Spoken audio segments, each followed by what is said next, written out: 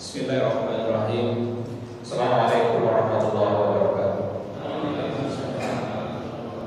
Alhamdulillahilladzi arsala rasulahu bil huda wa dinil haqq liyuzhirahu 'ala dini kullihi wa kafaa billahi shahidan. Asyhadu an la ilaha illallah wa asyhadu anna Muhammadan abduhu wa rasuluh. Allahumma shalli wa sallim wa barik ala Muhammad wa ala alihi wa sahbihi ajma'in. Alhamdulillah, puji dan syukur pada sama-sama kita panjatkan kepada Allah Subhanahu wa taala atas limpahan rahmat dan karunia-Nya yang malam hari ini kita dipertemukan di majelis yang mulia ini dalam rangka tadi mudah-mudahan apa yang kita pelajari berkah dari Allah Subhanahu wa taala. Salam dan salam semoga tetap tercurah kepada uswah dan kedua kita, baginda Nabi kita Muhammad sallallahu alaihi wasallam, keluarga, sahabatnya dan para sahabatnya, dan mudah-mudahan kita termasuk kelompok beliau yang tetap istiqomah dalam menjalankan sunnah-sunnahnya hingga akhir hayat kita. Amin ya rabbal. Baik, kita lanjutkan dari kajian bulan lalu. Kita masih bahas dalam kajian psikologi Islam, dan hari ini insyaallah kita akan sama-sama belajar bagaimana menjaga konsistensi ibadah kepada Allah Subhanahu wa taala. Semoga apa yang kita pelajari ini menambah wawasan keilmuan kita dan menguatkan keimanan kita kepada Allah Subhanahu wa taala. Bagi jamaah yang tidak ada hari ini nanti bisa menyaksikan siaran ini dalam serial ini ada di TV YouTube-nya Al-Amanah. Ya, jadi lo bisa melihat dan nanti bisa mengulang kembali. Dan dalil yang kita gunakan pada bahasan ini, Bapak Ibu bisa melihat di Quran suratnya ke-15 ayat ke-97 sampai dengan 99. Jadi untuk membahas tema kita pada hari ini dengan mengambil marajim dari Quran surat ke-15 ayat ke-97 sampai dengan 99. Ya, yang bagian Quran bisa dilihat Qurannya. Mudah-mudahan apa yang kita bahas bisa menambahkan wawasan keilmuan kita pada Allah Subhanahu wa taala. Allah berfirman, "A'udzubillahi minasyaitonir rajim. Wa laqad na'lamu annaka yadhiqu sadruka fasabbih bihamdi wa kun minasyakirin wa'bud rabbaka hatta ya'tiyakal yaqin." Jadi 3 ayat terakhir dalam surat Al-Hijr ini akan kita jadikan marajim kita di kajian kita pada hari ini. Dalil yang kita gunakan di surat ke-15 tadi, surat Al-Hijr ayat ke-97 sampai dengan 99. Baik, ini ayatnya, walaqad na'lamu dan kami sungguh-sungguh, ya, walaqad na'lamu annaka. Jadi kalau na'lamu menggunakan dhamir kata ganti nahnu, Allah memberikan sifat kepada dirinya bahwa Allah Maha mengetahui, maka walaqad na'lamu, sungguh Allah mengetahui annaka. Hebatnya dalam Quran Bapak Ibu, Rasulullah tidak pernah disebutkan secara langsung. Padahal khitab ayat ini atau sasaran ayat ini adalah kepada Nabi SAW. Jadi annaka hanya itu adalah dhamir kata ganti untuk orang yang dimaksud. Maka walaqad na'lamu annaka, semua mufassir sepakat bahwa annaka adalah kembali kepada Rasul sallallahu alaihi wasallam. Maka sebagai penghormatan kepada Nabi kita Muhammad SAW itu tidak disebutkan namanya langsung dalam Quran. Ya, jadi kalau Nabi lain, ya Harun, ya Musa, ya Yahya, ya Isa, ya Ibrahim. Jadi kalau Nabi Muhammad disebutkan tapi sebagai penghargaan. Maka walaqad na'lamu, dan sungguh kami mengetahui, na'lamu sekali annaka yadhiqu sadruka. Jadi kalau dilihat dari sisi lafziyahnya mufradat ayat ini, walaqad na'lamu annaka, kembali kepada baginda Rasul, yadhiqu sadruka. Yadhiq itu sempit, sadruka itu dada. Maka dhamir kata ganti ka itu kalau dalam bahasa Arab, kalau dalam bahasa Arab itu ada kata ganti itu orang pertama, kedua, ketiga dan sebagainya. Maka ayat ini menandakan bahwa ada dialog antara Rasulullah SAW dengan Allah Subhanahu wa taala. Ya, maka sadruk itu artinya adalah dada, yadik itu sempit. bima yaqulun, atas apa yang mereka ucapkan. Fasabbih, maka bertasbih, bihamdi, bertahmid rabbika, dan bersujudlah wa kun minasyakirin, kepada Tuhan. Wa'bud rabbaka hatta ya'tiyaka al-yaqin, dan beribadahlah kepada Allah sampai titik darah penghabisan. Nah, dari 3 ayat ini kita akan bahas bagaimana pandangan dari sisi Islam dan psikologi kaitannya dengan menjaga komitmen kita. Maka di akhir surat ini, surat ke-99-nya di surat Al-Hijr, wa'bud rabbaka hatta ya'tiyaka al-yaqin, dan beribadahlah sembahlah Allah sampai datang kematian kita. Nah, kalau kita coba membahas ayat ini dalam kajian kita, ada beberapa hal yang bisa jadi menjadi penting ya buat agar kita mudah saja. Ya, jadi bagaimana menjaga konsistensi ibadah kepada Allah. Jadi kalau tadi suratnya di ayat terakhirnya, wa'bud rabbaka hatta ya'tiyakal yaqin, sembahlah Allah sampai datang kematian. Artinya kita berharap nanti di ujung akhir kita itu tetap dalam kondisi ibadah. Ya, maka untuk menjaga itu, kalau kita coba lihat ayat tadi surat 3 terakhir di surat Al-Hijr itu, seolah ingin memberikan kepada kita gambaran pada 3 kondisi. Yang pertama, walaqad na'lamu annaka yatiku sadruka bima yaqulu, menandakan bahwa nanti suatu saat kita akan menghadapi cobaan dalam kehidupan. Jangan kita, baginda Rasul pun mengalami cobaan. Jadi ayat ini bisa memberikan banyak hal pada kita. Jadi kalau baginda Rasul SAW juga mengalami problem, masalah dalam kehidupan, maka disebutkan walaqad na'lamu annaka yatiku sadruka bima yaqulu. Ya Muhammad, kalau dalam bahasa dialognya, tapi sekali lagi di Quran tidak disebutkan nama langsung baginda Rasul. Tidak ada dalam Quran itu sebutan nama Muhammad langsung sebagai penghormatan. Beda dengan nabi lain. Ya Ibrahim, ya Musa, ya Yahya disebutkan langsung. Tapi baginda sebagai penghormatan kepada beliau tidak disebutkan langsung namanya. Baik, jadi persoalannya dalam kehidupan. Jadi di surat ke-90 tadi, walaqad na'lamu annaka yatiku sadruka bima yaqulu, bahwa cobaan yang menimpa baginda Rasul saat itu juga akan kita hadapi.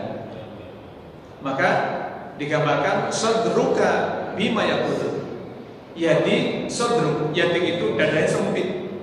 Ya, sering kita bahas ya dalam pendekatan psikologi itu. Dada sempit itu maknanya di situ bergemuruh ya, ada rasa takut, rasa cemas, rasa kecewa, rasa marah, rasa benci, rasa apalagi takut dan sebagainya. Itu adalah gambaran dari suasana hati.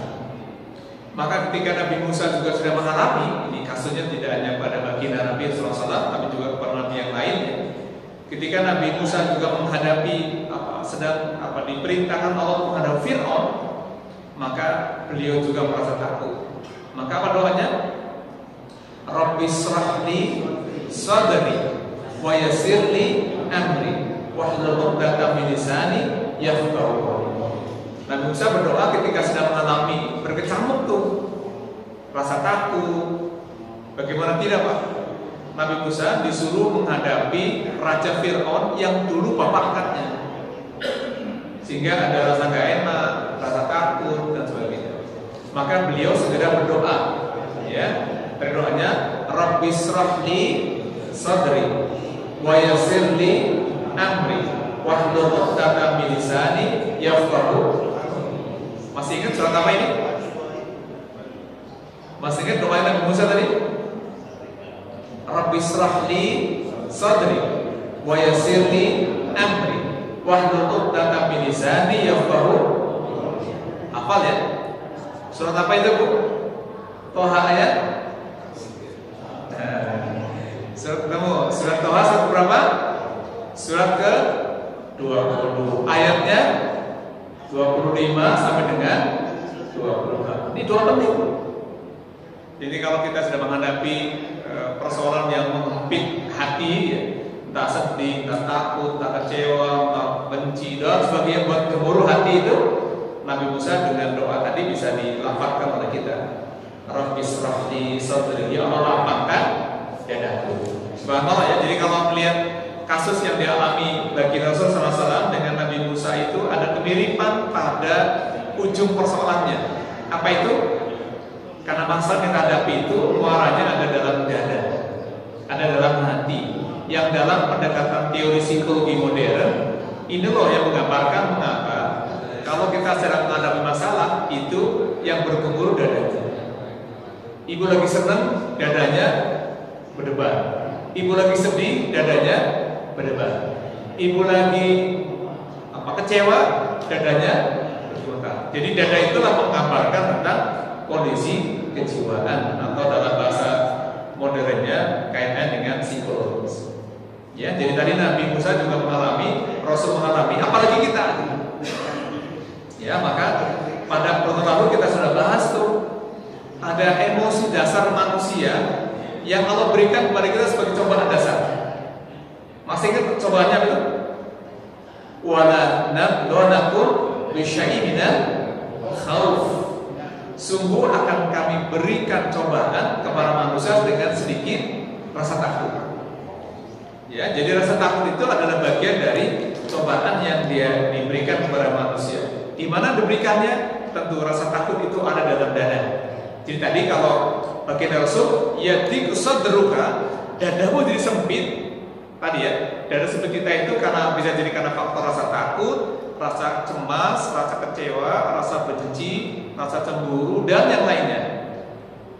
Jadi ya, Nabi Musa juga mengalami sempitnya dada, maka minta doa dilapangkan dadanya. Tadi ya, Rabbi shrahli sadri wa yassirli amri wahlul 'uqdatam min lisani yafqahu.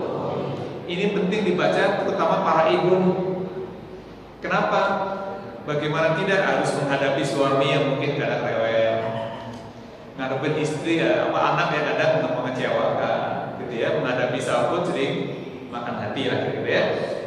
Lalu apa bedanya antara Musa dengan baginda Rasul pada ayat ini? Jadi sekali lagi ibu nanti buka surat ke-15 ayat ke-97 sampai dengan 99. Kejadian ini terjadi pada Nabi Muhammad SAW, tapi contohnya buat kita. Ya, jadi kejadiannya terjadi pada Nabi Muhammad, tapi ini buat contoh dalam kehidupan kita. Baik, tadi pertama surat ke-97 ya. Walaqad na'lamu annaka yadiku sadruka bima yaqulun. Kalau dalam bahasa kitanya, ya Rasul, kami tahu persis bahwa dadamu menjadi sempit. Kenapa? Bima yaqulun, kamu kan diomongin dianggap orang gila, alhamdulillah ya, dianggap orang apa lagi ya, orang sinting lah. Kalau bahasa Arabnya majnun kadang-kadang. Bayangkan Rasulullah kenapa disebut orang gila, disebut sesat itu setelah beliau menerima wahyu. Dulunya tidak, maka baginda disebut dengan istilah al-amin, ya, dipercaya. Nah ini karena ini deminya orang kafir Quraisy saat itu. Baik, jadi Rasulullah itu menghadapi persoalan nih, ayat ke-97-nya. Lalu solusinya kalau berikan di 98-nya. Ya, ini bisa lihat. Ada 3 solusi di situ. Fasabbi bihamdi wa kum minasajidin. Jadi kalau kita lagi punya masalah, itu ada 3 solusi yang Allah berikan melalui baginda Rasul. Pertama fasabbi, kedua bihamdi, ketiga wa kum minasajidin. Pertama bertasbih, kedua bertahmid, ketiga bersujud. 3B ya Bu. Jadi sekali lagi ayat ini ceritanya kalau kita ingin bawa ke kehidupan kita, baik secara pribadi maupun lingkungan keluarga, nanti akan ada loh cobaan yang Allah berikan kepada kita dengan berbagai macam cobaan. Tentu masing-masing kita berbeda. Ya, walaupun sama-sama jamaah amanah, tapi beda Rasulullah menghadapi. Ada yang menghadapi kayak sahabat kita Pak Jamal menghadapi luar biasa sabarannya, istri beliau sakit, mendampingi. Itu bagian cobaannya tidak diberikan orang lain. Bisa jadi kalau apa yang beliau alami ditimpakan orang lain gak kuat. Maka cobaan yang Allah berikan kepada kita sudah mengukur kadar tingkat kemampuan kita masing-masing. Ya, maka di Al-Baqarah ayat terakhir itu kan la yukallifullahu nafsan illa wus'aha. Semua Allah berikan kepada kita sesuai dengan kapasitas masing-masing. Nah, maka kita coba ayat ini. Ternyata masing-masing orang sudah punya problem dihadapi masing-masing beda-beda. Tapi intinya bahwa ketika punya masalah itu akan diserang secara psikologisnya, pasti perasaannya. Ada saudara meninggal, sedih. Yang sedih apanya? Hatinya. Ada kemarin misalnya ada orang tua kita meninggal, Pak Isafah misalnya, saat jamaah kita yang saya sampaikan, dia dulu kaplingnya di pojok sana, di pojok. Sekarang kaplingnya diambil oleh Pak Haji Soeharto, digantikan kapling depan. Nanti mungkin kapling siapa lagi. Ini kan siklus yang gak mungkin dari dan gak perlu takut mati kan, karena pasti akan mati. Maka di surat Az-Zumar ayat ke-30, innaka mayitun wa innahum mayitun. Ya Rasul, kamu meninggal, mereka juga semua mati kok gitu. Jadi gak usah takut mati ya, karena mati itu pasti, tinggal gantian. Mungkin Bang Marta duluan, saya belakangan, atau saya belakangan Bang Marta duluan, kan satu gimana? Semua sudah ada punya garis tenang saja, gak usah rugi gak usah ngiri. Sudah sampai kapasitas masing-masing. Baik, ada 3 solusi yang perlu kita pertahankan. Apa itu? Pertama, fasabih, bertasbih. Maka bahasanya fasabih. Zikir yang paling sering dibaca baginda itu tasbih, Bapak Ibu. Maka sering-sering baca tasbih. Subhanallah wa bihamdihi, subhanallahul azim. Dalam beberapa riwayat hadis ini sering dibaca oleh baginda pagi hari, sore hari. Kenapa? Ternyata kalau kita lihat sejarahnya begini. Ini kan terjadi kepada Nabi Muhammad SAW. Kenapa yang ketika beliau sedang punya problem itu pertama fasabih dulu? Mari kita lihat kepada kejadian yang lain. Ketika Nabi Yunus alaihissalam mengalami problem yang sama, ketika beliau mengalami cobaan, gitu ya, Nabi Yunus yang diceritakan dalam surat Al-Anbiya, surat ke-21 ayat ke-87. Nanti bisa lihat bahwa Nabi Yunus alaihissalam itu ketika sedang punya masalah besar yang beliau hadapi. Apa masalahnya? Beliau ceritanya itu tidak mau lagi dakwah. Nah, maka saya paling takut kalau nanti disuruh jaga nggak mau gitu. Takut banget. Nabi Yunus itu ini karena umatnya ada dakwah kok nggak pada datang, nggak mau benerin, agak putus asa. Adalah diganti dijawab umat. Ketika meninggal itu kemudian beliau mendapatkan hukuman. Apa hukumannya? Ditelan ikan besar. Ya, maka ketika ditelan ikan besar itu, Zunnun di puluhan sebutan kepada beliau, ditelan ikan besar, ikannya masuk ke dalam laut yang dalam. Kira-kira gimana? Kita ini dimasuk di perut ikan yang besar, sudah gelap. Itu ikan lari ke dasar laut yang mungkin bisa ratusan meter kedalamannya. Ingat nggak kemarin ada pesawat kapal selam yang meledak karena kedalamannya di atas 300 meter. Bayangkan Pak, Nabi Yunus ditelan ikan besar, maka dimasuk ikan besar itu masuk ke dalam dasar laut, maka gelapnya luar biasa. Lalu apa yang melakukan? Doanya tidak minta dikeluarin.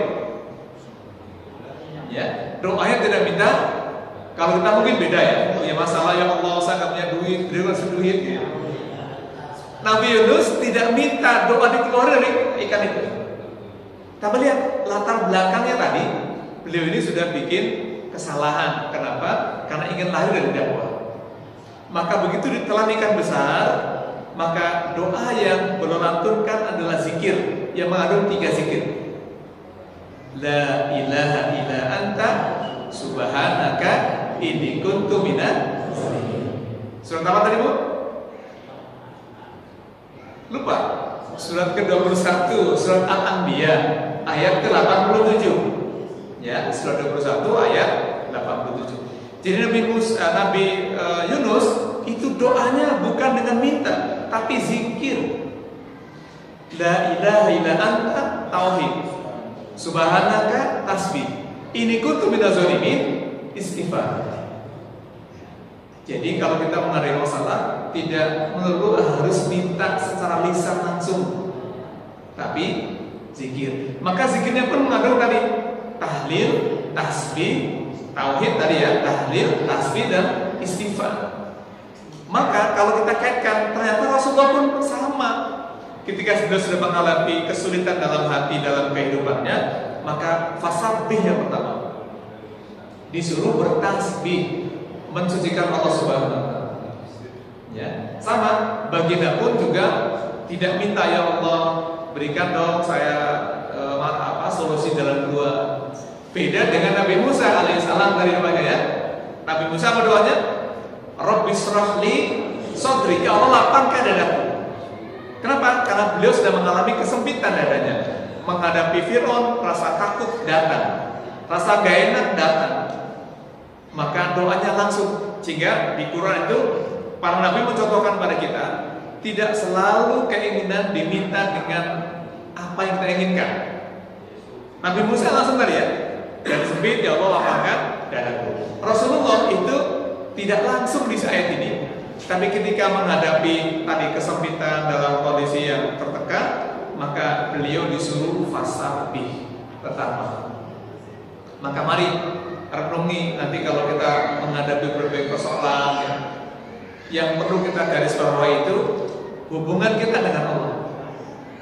Jadi kalau dalam terapi psikologisnya, ketika punya problem yang besar itu, diagnosis pertamanya adalah akidahnya benar atau tidak. Maka hari ini itu di beberapa rumah sakit yang menyediakan fasilitas psikiatri yang dokternya, kemudian psikolog itu rata-rata mereka menggunakan pendekatan agama. Kenapa? Karena memang kalau kita lihat siklus kita ini, nanti kita lihat ya, kenapa sih para terapi itu, para dokter dan psikolog itu larinya ke agama, terutama setelah ibadah. Karena sudah siklusnya sesuai dengan apa yang Allah tentukan.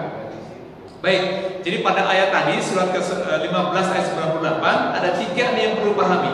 Pertama fasabbih, bertasbih. Yang kedua bihamdi, bertahmid. Yang ketiga bersujud, wa'bud, ya, wa qum minasyajidin. Banyaklah bersujud ya kepada Allah Subhanahu wa taala. Nah, dari ayat ini Bapak Ibu, kalau kita lihat nanti dari 3 cara Rasul menghindari problem dalam psikologis tadi, itu dengan bertasbih, bertahmid, bersujud itu karena memang nanti kita lihat ya. Ini kita keluar dulu dari slide ini. Kalau tadi di surat ke-1599 itu kan kata kuncinya wa'bud rabbaka hatta ya'tiyakal yaqin. Wa'bud itu wa'abud al-abdu, seorang hamba itu ya, abdu mengabdi pada Allah Subhanahu wa taala. Maka kalau kita coba renungkan begini, mengapa para nabi dan para rasul ketika sedang punya problem itu mereka kembali kepada Allah dalam ibadah? Contoh ini buat kita. Mari kita renungi. Mengapa kita disuruh ibadah? Ya. Nanti mau diingat di surat terakhir dari surat 15 ayat ke-99 ayat terakhir itu berbunyi wa'bud rabbaka hatta ya'tiyakal yaqin. Beribadahlah kepada Allah sampai titik darah penghabisan. Maka manusia disuruh ibadah itu karena memang kita ini sebelum lahir Bapak Ibu itu sudah bersahadat. Ya, ini kalau kita coba lihat kenapa. Dan hari ini para psikolog dan psikiater itu pasti pendekatan agama yang paling efektif untuk terapinya. Dan subhanallahnya kalau kita coba lihat renungan ayat ini, pertama karena Allah sudah tentukan kita untuk menjadi hamba Allah ketika di alam rahim. Nanti lihat ya Ibu di surat yang ke-7 ayat 172. Ini urutannya. Mengapa nanti hari ini misalnya para psikolog itu pasti larinya untuk ketika menghadapi persoalan itu larinya ke masalah masalah akidah atau masalah ibadah atau masalah agama. Jadi ternyata sebelum kita lahir kita sudah pernah berjanji, dan janji ini yang menjadi cikal bakal mengapa nanti dari kiamat banyak insya. Ya, di surat yang ke-7 Al-A'raf ayat 172. Pada ayat ayat ini mengisahkan tentang bagaimana ada perjanjian antara Allah dengan ruh kita. Ini penting ya, karena nanti kaitannya mengapa orang harus ibadah. Jadi kalau orang tidak ibadah berarti menghindari takdirnya sendiri. Ya, dan jangan sampai nanti kalau sudah meninggal baru menyesal. Baik, pada surat yang ke-7 ayat 172 ada dialog di situ ketika Allah bertanya, "Alastu bi rabbikum?" Qalu bala syahidna. Bukankah Anda Tuhan kalian? Betul. Qalu bala syahidna. Inilah syahadat pertama kita. Maka semua manusia di muka bumi ini dalam pengertian akidah Islam itu mereka pernah bersyahadat di alam rahim. Nah, khilaf perbedaan pendapat ulama itu hari keberapa syahadat ini dilakukan? Apakah hari ke-40-nya atau di 4 bulan kehamilannya? Masa khilaf, tetapi pernah ada perjanjian, maka disitulah cikal bakal mengapa orang harus ibadah. Maka ketika kita menjawab qalu bala syahidna, inilah pengakuan kita bahwa kita akan beribadah kepada Allah Subhanahu wa taala. Maka dari sini pula titik dasarnya. Jadi kalau ada yang ke psikiater atau psikolog lagi stres, itu larinya agama karena sudah ditentukan gitu. Apa ya kalau di bahasa akademik itu mapping gitu.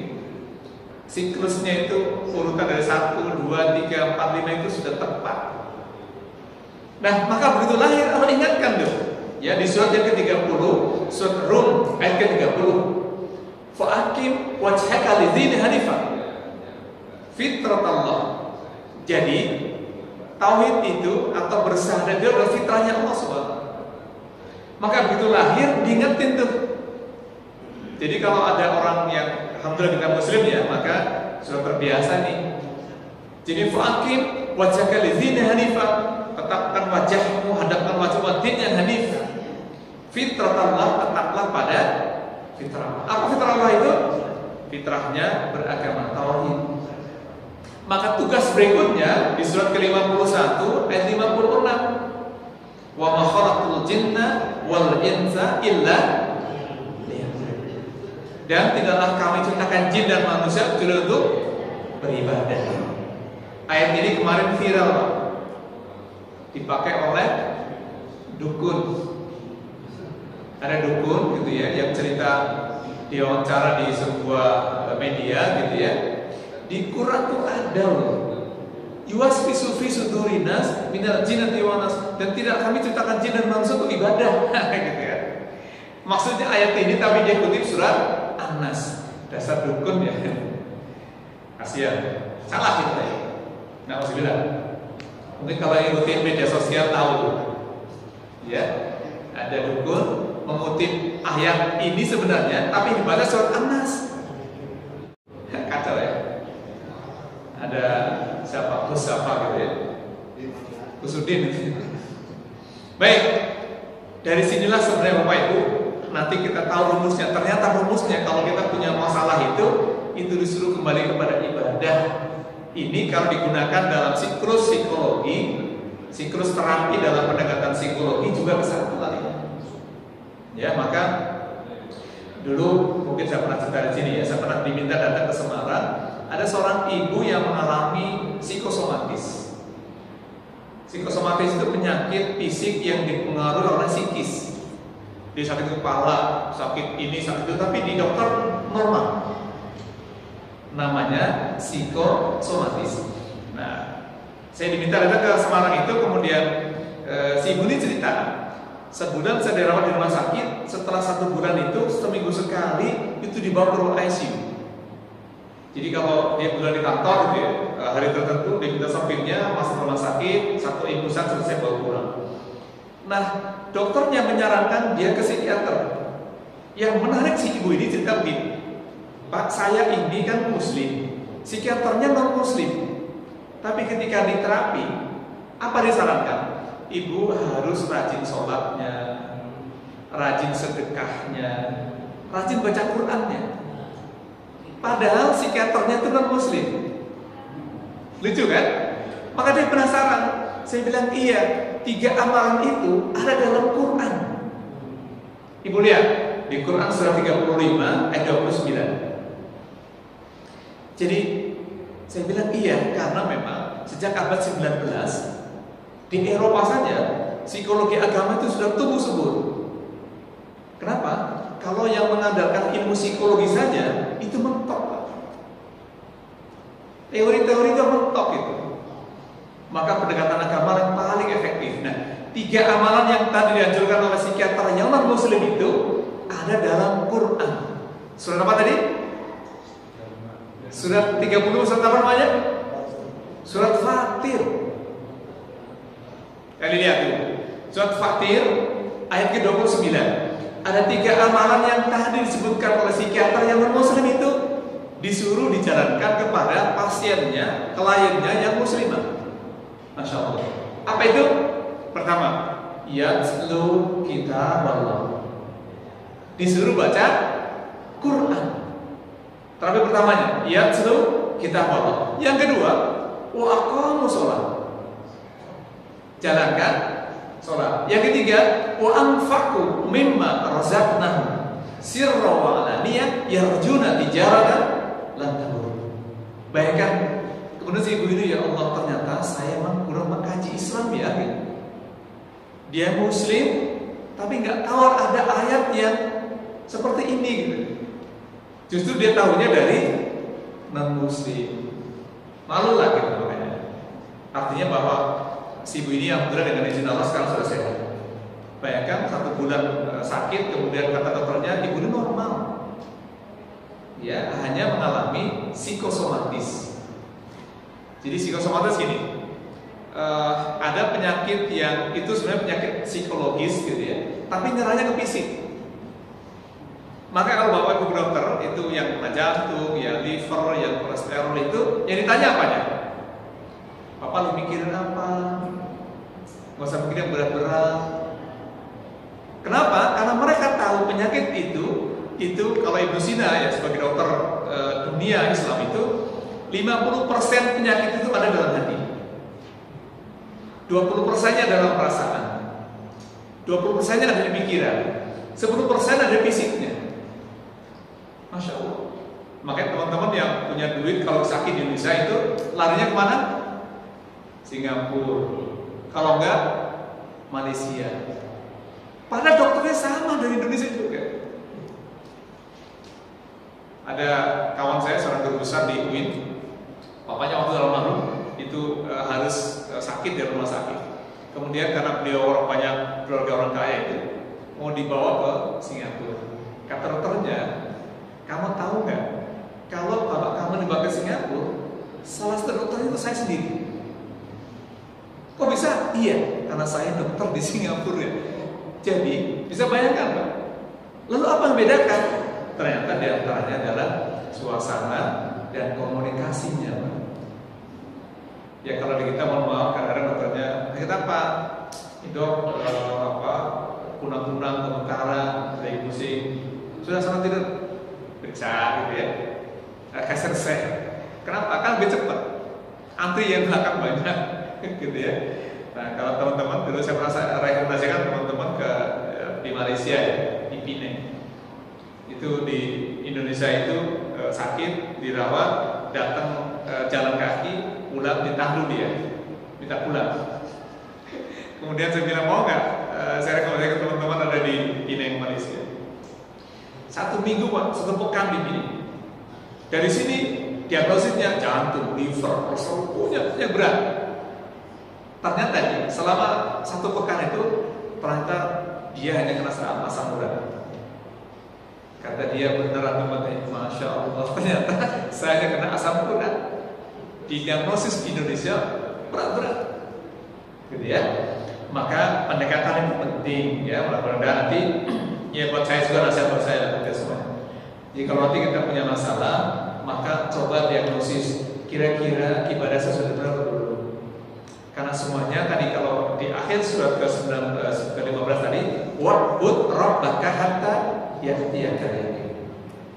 Beribadahlah kamu sampai titik darah penghabisan. Nah, kita sedang bahas tentang istiqomah sebenarnya.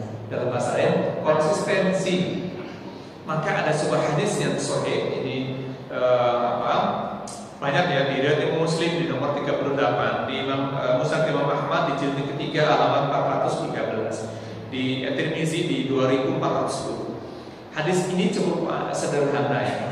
Jadi kaitannya dengan ada Sofyan bin Abdullah As-Saqafi. Suatu hari bertanya Rasulullah SAW, ya Rasul, qulna ya Rasul, kulli fil Islam, katakan padaku, aku tanya sesuatu dalam Islam yang kalau aku tanya itu selalu tanya lagi. Ya, jadi qultu ya Rasulullah, kulli fil Islam qala la as'alu anhu. Katakan padaku ya Rasul, kalau aku tanya ini, enggak perlu aku tanya lagi kepadamu. Apa kata beliau? Qul amantu billah sumastaqim. Qul amantu billah sumastaqim. Jadi katakanlah aku beriman pada Allah dan istiqomah.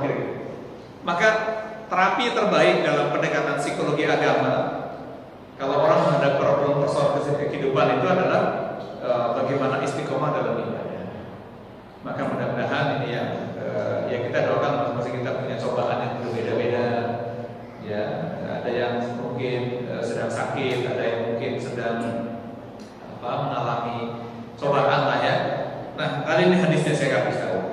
Hadis ini, ya ini sangat masyhur ya di Imam Muslim di nomor 38, di Musnad Imam Ahmad pada jilid yang ketiga pada halaman 413, Tirmizi di 2410 ya, Ibnu Majah di 3970. An Sufyan ibnu Abdul As-Saqafi ya. Jadi di Sufyan bin Abdullah As-Saqafi, qala qultu ya Rasulullah SAW. Katakan bahwa Rasul, kulli fil Islami qawlan la as'alu anhu ahad. Ya Rasul, katakan ya kepadaku dalam Islam perkataan yang kalau aku tanya itu enggak perlu tanya lagi gitu. Gitu ya. Maka kata beliau, qul amantu billah sumastaqim. Katakanlah aku beriman kepada Allah dan istiqomah. Nah, mengapa istiqomah itu penting? Apa itu nanti dilihat di Quran surat yang ke-46, surat Al-Ahqaf ayat yang ke-13. Ini tadi kaitannya ada persoalan solusi istiqomah. Apa istiqomah itu dalam Islam? Maka di Quran surat yang ke-46 namanya surat Al-Ahqaf ayat ke-13. Allah berfirman, innal ladzina qalu rabbuna Allah tsumma istaqamu fala khaufun 'alaihim wa lahum yahzanun. Nah, kita lihat ayatnya ya. Pada ayat ini itu solusinya ketika ada tadi persoalan menghadapi kehidupan kita secara psikologis itu kuncinya adalah istiqomah. Kalau istiqomah Allah jauhkan dari dua penyakit. Kita sering bahas ya Bapak Ibu, kalau muara dari penyakit dalam psikologi itu dua, yaitu adanya rasa takut dan rasa sedih. Rasa takut namanya khauf, rasa sedih namanya yahzan atau tahzan. Dan ayat ini, innal ladzina qalu rabbuna Allah tsumma istaqamu fala khaufun 'alaihim wa lahum yahzanun. Malah ketemu tuh skemanya. Ternyata kalau kita istiqomah itu Allah jauhkan dari dua penyakit psikologis. Apa itu? Rasa takut dan rasa sedih. Rasa takut itu larinya ke stres, rasa sedih larinya ke depresi. Masya Allah ya. Maka mari amalkan doa ya yang banyak baca oleh Rasulullah SAW. Ya musarrifal qulub syarif qulubana ala ta'atik. Pernah baca doa ini atau pernah mendengar doa ini? Pernah ya? Ya musarrifal qulub syarif qulubana ala ta'atik. Wahai Zat yang maha membolak-balikkan hati, balikkan hati kami dalam ketaatan kepadamu. Ada doa lainnya sebenarnya dari hadis yang lain, ya muqallibal qulub tsabbit qalbi ala ta'atik. Tetapi pada riwayat ini, ini oke.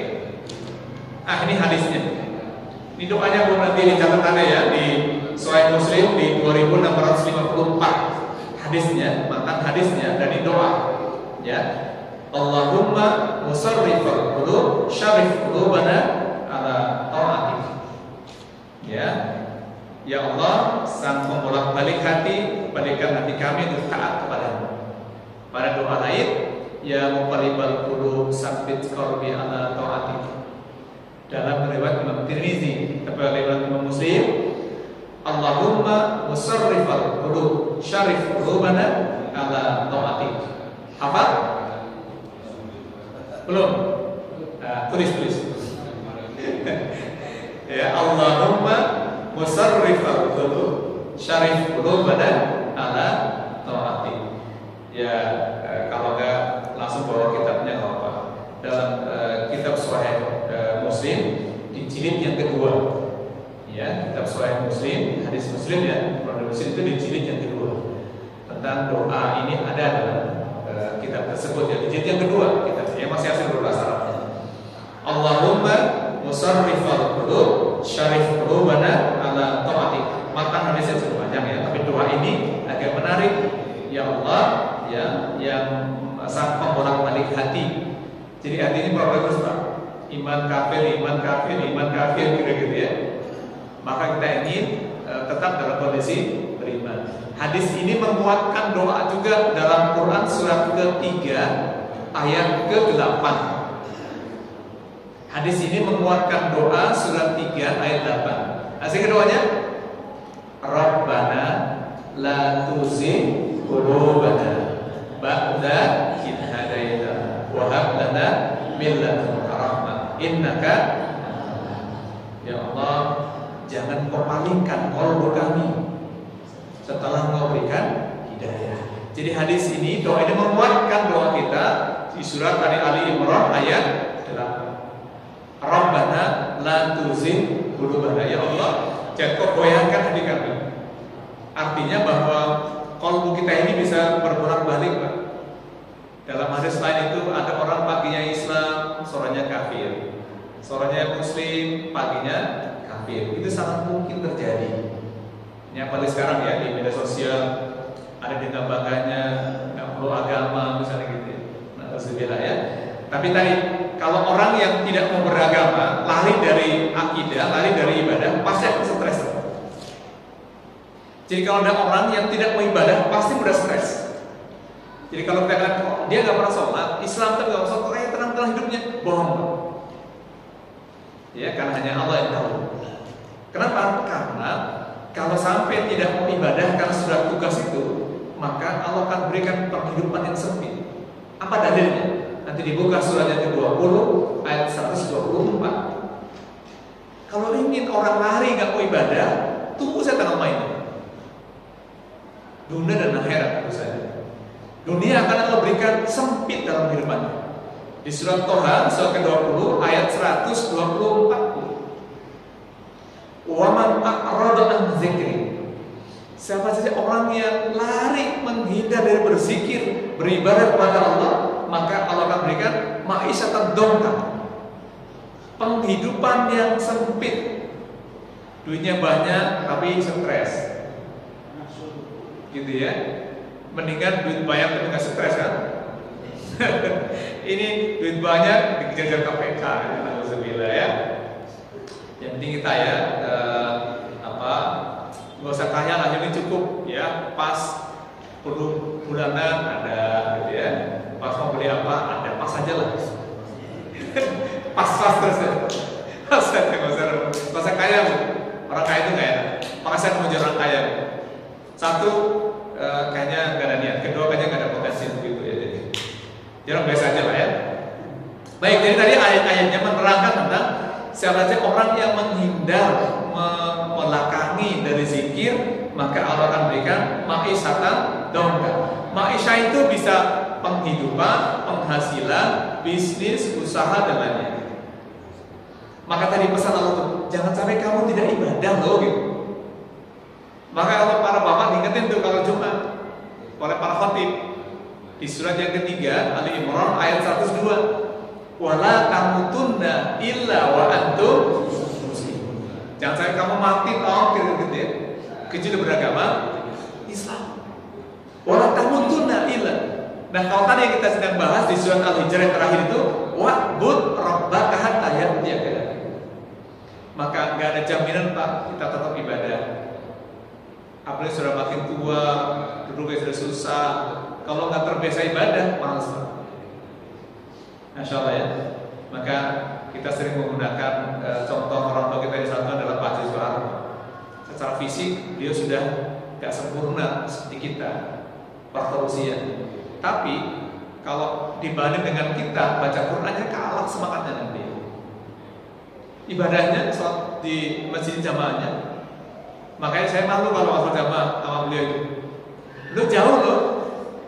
Apalagi dulu waktu Pak Haji Soeharto masih ada itu sama anak muda dulu. Anak muda era 70-an gitu kan. Beliau ke jalan pakai tongkat, ya Allah, ini malu kita. Ya, maka mari semangat diri. Kalau punya masalah jangan putus asa tapi kembali kepada Allah. Maka Allah memberikan solusi melalui baginda Rasul tadi. Ketika sedang punya masalah, lakukan minimal 3 hal. Fasabbi bihamdi wa qum minasyakirin. Wa'bud rabbaka hatta ya'tiyaka. Jadi bertasbih itu lafaz zikir tasbih itu penting dibaca. Subhanallah walhamdulillah wa la ilaha illallah wallahu akbar. Jadi intinya kalau di masalah itu jangan nyalahin, menyalahkan yang lain. Ini gara-gara si A saya begini, si B saya begini, gitu ya. Maka mudah-mudahan kita bisa mengimplementasikan ya. Jadi ada 3 B nih yang perlu kita ingat kalau kita sedang menghadapi masalah. B pertama apa? Bertasbih. B yang kedua bertahmid. B yang ketiga bersujud atau beribadah. Jadi bertasbih kaitannya dengan lafaz zikir itu dengan baca tasbih secara tekstual, subhanallah. Tahmid membaca tahmid juga apa itu? Alhamdulillah. Nah, dalam psikologi tasbih itu kaitannya dengan keyakinan dasar. Tahmid kaitannya dengan kemampuan bersyukur. Ibadah kaitannya dengan kaitannya dengan siklus ya, aktivitas keharian. Maka ayat ini kalau dalam sisi psikologinya bahwa pondasi yang kuat itu bisa menopang sesuatu yang di atasnya. Tasbih sebagai penopang. Maka dalam ayat lain sering kita bahas, topangan tasbih itu ibaratnya seperti pohon, digambarkan di surat yang ke-14 ayat ke-24. Kalau bertanya untuk kita merenung, alam taru kaifa daraballahu masalan kalimatun thayyibah. Ya, surat Ibrahim ya surat 14 ayat 24. Alam taru kaifa daraballahu masalan kalimatun thayyibah kasajrin thayyibah asluha sabit wa fur'a fis sama'. Kalian manusia mikir gak sih gitu? Allah membuat perumpamaan kalimat yang baik seperti pohon yang baik. Pohon yang baik itu pohon yang akarnya menancap ke bumi, dahannya menjalar ke langit. Maka tasbih sebagai pondasi. Kalau ingin kuat bangunan di atasnya, perkuat tuh tauhidnya. Jangan ada penyakit kesyirikan gitu. Ya, maka perbarui kita dengan perbanyak istighfar juga. Ya, kadang-kadang kita semangat ibadah nih ke masjid, jangan-jangan karena temannya, jangan karena yang lain. Ya, maka mudah-mudahan sholat kita di jamaah di Al-Amanah juga semoga ini karena lillah gitu. Ya, baik Bapak Ibu, kesimpulannya bahwa yang kita bahas hari ini menjaga sikap konsistensi atau dalam bahasa akidah kita nama istiqomah itu tidak mudah, terutama ketika sedang menghadapi persoalan dalam kehidupan. Maka surat ke-9 ayat ke-97 sampai 99 surat ke-15 surat Al-Hijr tadi memberikan contoh kepada kita kalau nanti menghadapi masalah segera lisan ini perbanyak zikir terutama tentang tauhidnya. Ada contohnya ya. Pak Nabi Yunus tadi doanya apa? La ilaha illa anta subhanaka inni kuntu minaz zalimin. Zikir ini perlu dibaca ketika kita sedang banyak masalah. Kenapa? Biarlah Allah Maha tahu kok. Gak perlu minta pun Allah tahu kira-kira gitu. Ya, kita mau apa gitu. Ya, Allah sudah tahu gitu ya. Mudah-mudahan ini Allah Maha mengijabah doa-doa kita. Baik ya, ini yang bisa kita bahas ya pada malam hari ini. Suasananya mendukung hujan, ya, atau dingin, di AC makin dingin, nanti malah tambah ngantuk, gitu ya. Baik, silakan kalau ada yang bertanyakan. Kalau nggak ada, boleh tanya. Silakan. Oh, bukan. Pak Jerman. Ayo Pak Jerman. Ustaz, kalau kita meninggal kan 7 langkah kita setelah ada kubur ditanya Pak. Ya. Terus bagaimana Pak, orang udah dikubur dia diangkat lagi? Itu otopsi kalau itu. Oh gitu. Kalau ada kubur ditanya lagi apa Pak? Bapak habis dikubur ditanya lagi kan? Ya sebentar. Oh, pertanyaannya masih gitu ya? Iya. Maksudnya kan pertama kan udah ditanya. Oke. Ada otopsi. Tapi Dikubur lagi. Bertanya lagi kan? hadir. Baik, ini tasan bagus. Tapi saya belum ketemu jawabannya, baru habis waktunya. Karena kalau di surat yang ke-14 ayat ke-27 itu tadi nyambung dari surat yang tadi 24, 25, 26, 27. Di 27 surat Ibrahim itu Allah berfirman, "Yusabbitu adalah amanu minkum." Allah akan memberikan penguat kepada kalian yang beragama Islam fil dunya wal akhirah. Ayat ini ditafsir dalam beberapa hadis. Kalau ada orang Islam yang meninggal, masuk lihat lahat pertama, di malam pertama, di hari pertama, karena orang meninggal itu di beberapa hadis misalnya masih bisa mendengar derap langkah kaki pelayarnya, maka itu artinya masih berfungsi indera yang ada dalam dirinya. Maka pada saat itulah, ini kan kaitannya dengan tadi ya, kalau tanyakan bagaimana kalau sudah otopsi ya. Nanti mungkin perlu tanya ke Pak Kapolri ya, karena otopsi polisi biasanya. Jadi tadi maksudnya bahwa orang yang orang Islam itu kalau meninggal hari pertama di kuburan itu ada pertanyaan dan Allah akan mudahkan gitu, dibimbing. Maka ayatnya "Yusabbitu amanu minkum fil hayatid dunya wal akhirah." Jadi Allah akan bimbing keislaman seseorang itu nanti di dunia dan di akhirat. Di dunia itu diberikan solusi dalam problem yang dihadapi. Di akhirat dia mulai masuk dari tahap pertama sampai nanti dari kiamat dijaga oleh Allah SWT. Itu kalau meninggal dalam kondisi muslim. Tapi kalau meninggalnya misalnya kan malaikat ini mencabut ada 3 cara Pak. Masih ingat 3 caranya? Satu, mencabut nyawa orang beriman. Di surat yang ke-16 ayat 32. Jadi kalau Pak Jerman meninggal itu malaikat datang. Ya Jerman, assalamualaikum warahmatullahi wabarakatuh. Kata Quran ya. Kalau meninggal dalam Islam. Surat 16 ayat 32. Salamun alaikum wa khulul jannah. Selamat Bapak, Anda akan masuk surga. Itu ketika dicabut nyawanya oleh malaikat. Itu kalau meninggal dalam kondisi beriman. Tapi kalau meninggal dalam kondisi munafik, zalim, nggak sholat dan sebagainya, maka di surat yang sama 16 ayat 28 ya, dicabut, dipukulin dulu. Kalau kita mungkin dicewek, mana aja lo, kira-kira gitu. Dulu sholat juga gitu ya. Yang cewek bukan tetangganya, tapi malaikat. Ya, karena malaikat, emang nggak ada yang dakwah pada kamu, ngajak kamu untuk sholat gitu, itu ibadah. Nah, yang ketiga yang paling ngeri, kalau mati dalam kondisi kafir, di surat yang ke-8 ayat ke-50. Yadribullah, Allah pukul dia oleh malaikatnya punggung dan wajah mereka. Jadi kalau meninggal kafir tadi itu sudah dibejek-bejek dulu oleh malaikat sambil kasih DP ke neraka jahanam. Jadi yang pertama, kalau peninggalan muslim itu dikasih DP informasi kamu mau ke surga. Maka malaikat mencabut nyawanya, salamun alaikum warahmatullahi wabarakatuh. Tadi ya surat 16 ayat 32. Tapi kalau kafir meninggalnya di surat yang ke-8 ayat 50. Ketika mau dicabut nyawanya dipukuli dulu Pak. Ini pukul apanya? Punggung dan wajahnya. Lihat, punggung itu ini pukulan paling berat Pak. Kata-kata titik nadi kematian di sini. Maka kalau motong kambing, motong apapun itu kalau nadinya belum putus nggak mati. Jadi kematian itu ternyata ada satu titik nadinya di belakang punggung sini Pak. Ada sudah saraf. Jadi pukul punggung wajah mereka. punggung ini kaitannya tadi dengan sel saraf yang ada di kepalanya sebagai siksaan, wajah ini harga diri.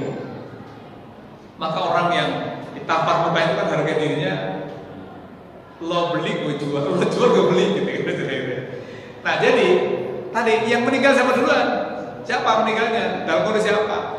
Kalau meninggal dalam kondisi kafir ya modal toksi 1000 kali baik kafir. Kata mereka dia becek-becek juga gitu ya, termasuk neraka jahanam. Sehingga buat kita, apakah kalau di otopsi kemudian ditanya kembali walau ada masalah, tapi kalau dari riwayatnya tidak ada. Karena yang pertama, bagaimana kalau meninggalnya di laut? Kapan ditanyakan? Kan belum dikubur itu. Ya, jadi kubur itu, kubur itu tidak ada fisiknya berupa gundukan, itu fisiknya. Tapi kubur maknanya adalah peralihan dari dunia menjelang nanti hari kiamat. Maka kubur itu ada peralihan dari dunia nyata ke tidak nyata, kira-kira hanya peralihan dari itu kan. Maka di kuburan sana itu adalah fisik. Lalu ada yang diterkam harimau, ada di mana posisinya? Tetap di kuburan, tapi kubur maknanya adalah peralihan alam. Gitu ya. Jadi walau ada apa yang ditanyakan, tapi saya yakin kalau yang meninggalnya orang baik, gitu ya.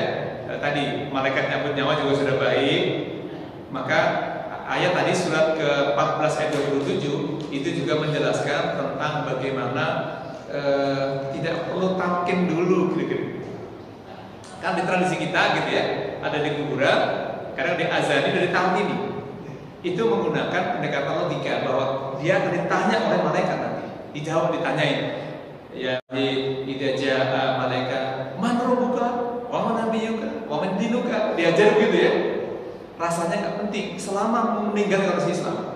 Itulah tadi mengapa surat ke-14 ayat 27 menjelaskan bahwa orang meninggal yang adalah muslim itu dijaga, insya Allah selesai.